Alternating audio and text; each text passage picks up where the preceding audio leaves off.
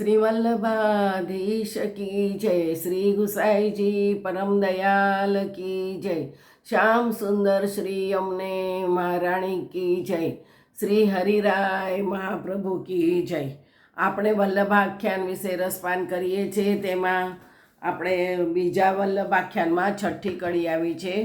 પૂર્ણ પુરુષ પ્રમાણ પાંથા વ્યાખ્યાતા વેદાંત ગ્રંથ સર્વે રસરૂપ કીધા પોતાને સિદ્ધાંત। શ્રી મહાપ્રભુજી સાક્ષાત પૂર્ણ પુરુષોત્તમનું જ પ્રાગટ્ય છે, માટે આપ વેદ વેદાંતના સર્વ સંપૂર્ણ જાણકાર છે। તેના પર ભાષ્ય રચનાર વિદ્વાન તરીકે સુપ્રસિદ્ધ છે। આપે સર્વ પ્રમાણ ગ્રંથોના સારરૂપ પોતાનો પુષ્ટિ સિદ્ધાંત પ્રગટ કર્યો છે।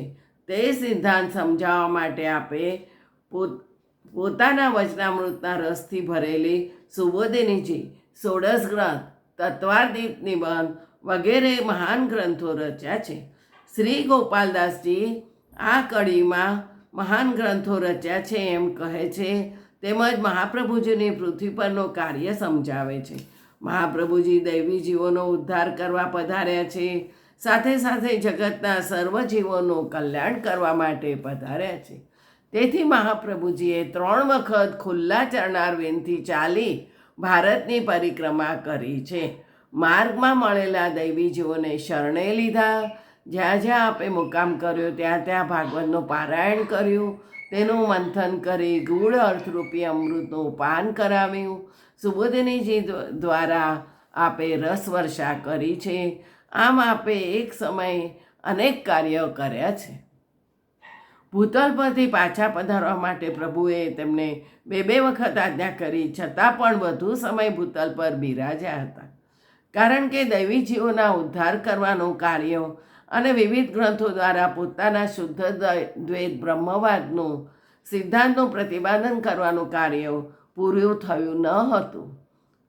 શ્રી મહાપ્રભુજીના સર્વ ગ્રંથો કેવળ જ્ઞાન અને સિદ્ધાંતોથી ભરેલા નથી, પરંતુ આ સર્વ ગ્રંથો રસરૂપ છે। તેમાં આપના વચનામૃત રૂપી અલૌકિક રસ ભરેલો છે। મહાપ્રભુજીએ વેદ, ગીતા, બ્રહ્મસૂત્ર અને ભાગવત ચારેય ગ્રંથોને મુખ્ય પ્રમાણ માની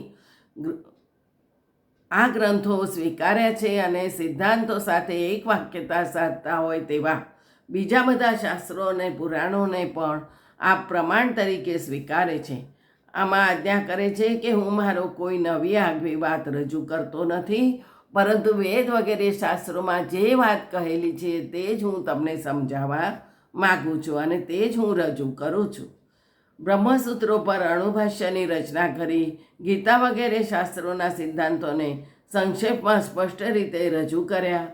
તત્વાર્દીપ નામના ગ્રંથની રચના કરી શાસ્ત્રાર્થ પ્રકરણ તેમજ ભાગવત પ્રકરણ અને ત્રીજું સર્વનિર્ણય પ્રકરણ, આ 3 પ્રકરણ દ્વારા ભગવત સેવા અને ભગવત વિચારો આ 3 પ્રકરણમાં સમાયા છે।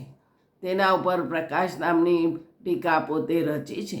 માયાવાદી પંડિતો સમક્ષ પોતાના શુદ્ધાત્મ સિદ્ધાંતને સ્પષ્ટ રીતે મૂકવા માટે પત્રાવલંબન ગ્રંથ કાશીમાં વિશ્વનાથ મહાદેવના મંદિરે લગાવ્યો। કાશી વિશ્વનાથ મહાદેવજીના મંદિરની દિવાલે ચોંટાડી બધા વાંચીને પરત જતા હતા। મહાપ્રભુજીએ ભાગવત ઉપર સુબોધિની નામની ટીકા રચી છે। તદુપરાંત પોતાના સેવકોના પ્રશ્નોના ઉત્તરમાં જુદા જુદા સમયે જુદા જુદા ગ્રંથો રચ્યા છે। તે ષોડશ ગ્રંથ નામે ઓળખાય છે। અંતિમ સમયે શિખામણ રૂપે રચાયેલ શિક્ષા શ્લોકી ગ્રંથ પણ અનેક ગ્રંથો આજે પણ અહીંયા આપણી સમક્ષ છે। ગ્રંથો દ્વારા આપણને સમજાવ્યું કે પુષ્ટિમાર્ગ ખાઈ પીને મોજ મજા કરવાનો નથી, પરંતુ પ્રભુની કૃપા માટે પ્રભુના વિરહતાપ કલેશનો માર્ગ છે। અણુભાષ્યમાં આજ્ઞા કરે છે કે કળિયુગમાં નિસ્સાધન જીવોને જ્યારે પ્રભુ જીવના કોઈ પણ પ્રકારના સાધનની અપેક્ષા રાખ્યા વિના પોતાના સ્વરૂપ બળથી જ સ્વભાવે દુષ્ટ એવા તે જીવનો ઉદ્ધાર કરે છે। આનું જ નામ પુષ્ટિ કૃપા છે. સંન્યાસ નિર્ણય ગ્રંથમાં આજ્ઞા કરે છે કે જેના દેહ, મન, ચિત્ત, બુદ્ધિ દુષ્ટ વિષય વાસનાથી વ્યાકુળ છે તેના હૃદયમાં પ્રભુ ક્યારેય બિરાજતા નથી. હરિરાય ચરણ પણ કામાખ્ય દોષ વિવરણ નામના ગ્રંથમાં જણાવે છે કે દેહ અને ઇન્દ્રિયોમાં કામ જવરનો ઉદય થાય છે, ક્યાંય વિજય થયો નથી. કામી મહાપતિ જ છે, તે જીવતા પણ મોવેલો છે એમ કહ્યું છે. મહાપ્રભુજીના સિદ્ધાંત પ્રમાણે વિષય વાસનાનો જન્મ જ નથી. સાચો વૈષ્ણવ ભગવતી બની શકે કે કારણ કે પુષ્ટિમાર્ગીય વૈષ્ણવ નિત્ય લીલાના વ્રજ ભક્તોનું સ્વરૂપ છે. મહાપ્રભુજીએ સર્વ ગ્રંથોમાં માનવ દેહને યોગ્ય દયા, દીનતા, ક્ષમા, સરળતા, અહિંસા, ચિત્તશુદ્ધિ, સ્થિરતા, આચાર અને વગેરે ધર્મોની સાથે સાથે વૈષ્ણવ આત્માને યોગ્ય અનન્યતા, ભગવત સેવા અને સ્મરણ, ગુરુ ભક્તિ, વિવેક, ધૈર્ય, આશ્રય, પ્રભુમાં નિરોધ ભક્તિ વધવાના ઉપાય વગેરે અનેક સિદ્ધાંતો ખૂબ જ સરળ રીતે રસભરી ભાષામાં સર્વ ગ્રંથો દ્વારા સમજાવ્યા છે. માટે આ સર્વ ગ્રંથો રસરૂપ છે. તેમાં આપણા વચનામૃત રૂપી અલૌકિક રસ રહેલો છે. આ ગ્રંથોની અસર શરણે આવેલા જીવો પર થાય છે. મહાપ્રભુજી પોતાની રસભરી વાણી જગતના જીવોને સમજાવવા માટે પૃથ્વી પરિક્રમા કરી અને તે દ્વારા તેમનો યશ પૃથ્વીના 9 ખંડોમાં ફેલાયો. સુંદર યશ કેવળ પૃથ્વીમાં જ સમાયો નહીં, તેથી તે સ્વર્ગ વગેરે લોકમાં પણ પ્રસર્યો. ત્યાંથી જે વધ્યો તે સકળ બ્રહ્માંડમાં ફેલાયો. આવી રીતે બ્રહ્માંડમાં તે સમાયો નહીં, તેથી અનંત કોટી બ્રહ્માંડોમાં તે પ્રસર્યો. અનંત યશ વધતો જ ગયો. છેવટે ભગવત ભક્તોના મુખમાં આવીને તે વસ્યો. ગોપાલદાસજી મહાપ્રભુજીને રસરૂપ પૂર્ણ બ્રહ્મ સ્વરૂપે વર્ણવે છે. મહાપ્રભુજીની રસરૂપ વાણી સર્વત્ર પ્રસરી જાય અને તેનો રસાસ્વાદ દેવી જીવોને પ્રાપ્ત થાય તે માટે મહાપ્રભુજીએ 3 વખત ચરણારવિંદથી ચાલીને સમસ્ત ભારત વર્ષની પરિક્રમા કરી છે. ભગવત સ્વરૂપને દેવોએ જાણ્યું હતું, તેથી આપનો સુંદર યશ ઉર્ધ્વપંથ એટલે કે ઉપરના માર્ગ, સ્વર્ગ વગેરે લોકમાં પણ પ્રસર્યો. ત્યાંથી ધૂપની સુવાસની જેમ તે સકલ બ્રહ્માંડમાં પ્રસર્યો છે. અવકાશમાં અનંત કોટી બ્રહ્માંડો આવેલા છે.